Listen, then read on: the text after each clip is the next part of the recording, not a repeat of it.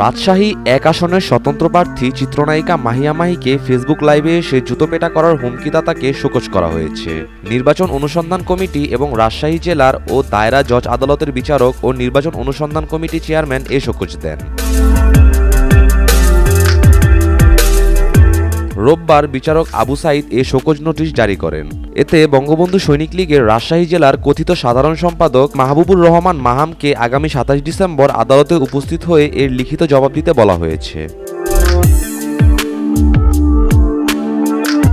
মাহাম শনিবার রাতে তার ফেসবুক আইডি থেকে লাইভ করে চিত্রনায়িকা মাহিয়া মাহিকে জুতোপেটা করার হুমকি দেন। পাশাপাশি মাহি ওই আসনের নৌকা প্রার্থী ফারুক চৌধুরীর বাড়ির কাজের লোকের যোগ্য নন বলেও দাবি করেন মাহাম।